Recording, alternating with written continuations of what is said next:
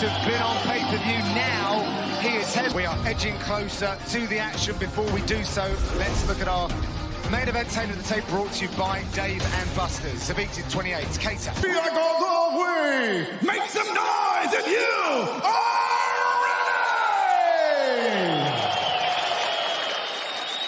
Introducing you first, fighting out of the blue corner. He's a freestyle fighter standing 5 feet 11 inches tall, weighing in officially 146 pounds in 23 professional fights. His record, 20 victories and 3 defeats. Fighting out of Methuen, Massachusetts, USA. Here is Kattar!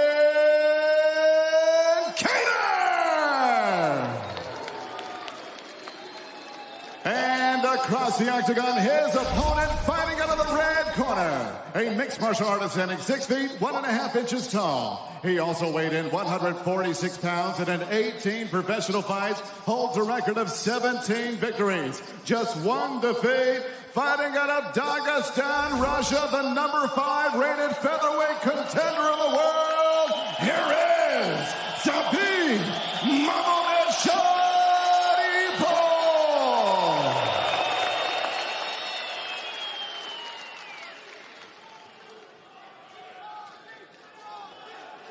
Calvin, Zabit, you know exactly what I expect. I need you to fight hard. I want you to fight clean. When I say stop, you stop. If you want to touch, now's the time. God bless. Mark Goddard has given the final instructions. We are just about set for this main event. Calvin Kattar, he is a plus 240 underdog against the favourite, Zabit Magomedsharipov, at minus 300.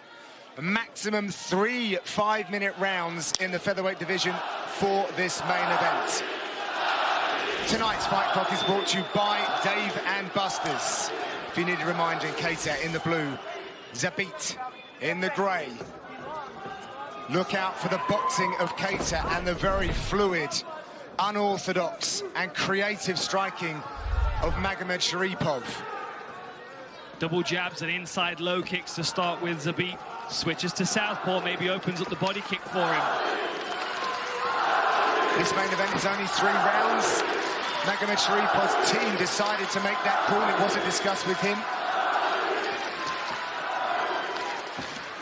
Ooh. And that's one of the weapons. Kattar has a beautiful right hand straight down the middle.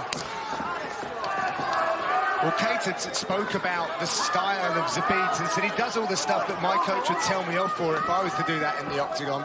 He says basics win rounds, and that's what he's sticking to. There's that long jab, too. Really twists his whole body into it, which sets up his right hand even better. Because it's turned into it. And he does a good job of covering himself as he's throwing the jab as well. You see everything's very tight. You know, he guards the left side of his chin with his left shoulder, and the right side of his chin is tucked behind his hand. So it allows him to push himself into range without feeling like he's at too much risk. Then he can uncork that right hand over the top. There it is. I saw a really nice analysis of Kattar's boxing by Brendan Dorman. He really highlighted a few nuances, particularly the way that he goes to the body and how he does so without the risk that a lot of people normally do.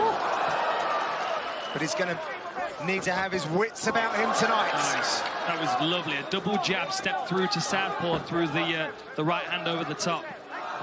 Good head movement by Kattar. Yeah, and he's staying very calm in there, not getting overwhelmed by the fancy stuff that Zabit is capable of doing. But you see right there, Zabit's also capable of just standing in there and trading with you in a boxing range as well. But that Chris Fishgold versus Kattar fight just showed me how good Kattar was at being under fire, but still being able to make offensive decisions as well as covering. Yes. And not putting himself at risk. It was incredible stuff. Confidence in his guard. You know, he can keep his eyes open because he knows his guard's there, so he can watch for opportunities. Oh. Big uppercut just missed there from Kattar. Something chatting to Mark Henry last week in New York. He said that they've got to nullify the jab of Kattar. They know that that's the most dangerous weapon because everything's bolted onto the top of it. You can see how he's trying to... Oh, nice front kick. You can see how Kattar's trying to pry it through the guard of Zabit. But there's so much variety coming back in his direction. It's difficult for him to start his rhythm yet. Kicks, switch stances, Long punches as well from Zabit. Uses his reach so well. Nice low kick. Yeah. Beautiful low kick from Kattar. 13-fight winning streak for Zabit. These fighters have both had the same number of visits to the octagon, and Zabit takes away the base of Kattar. And that step through, so lovely. Nice left hand there from Kattar as Zabit was stepping in. I like that he's mixing in these leg kicks as well. Zabit brought in former world champion Kermit Cintron, and other boxers brought a lot of value to his camp.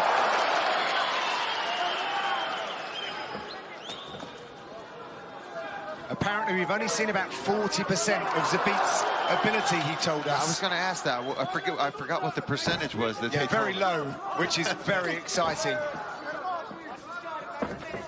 Nice. See, I like how he switches, but when he switches, there's something out in front of you. You know, he's already throwing a punch and then switching. Oh, elbow to body shot. Nice counter coming back there from Kattar. Zabit already with a higher volume, higher outputs. Well, it's his range control, too, his distance control, because he's landing these kicks, moving, staying at distance, whereas for Calvin Kattar, he's got to get in closer, use his hand. Ooh, nice overhand right. These guys are trading.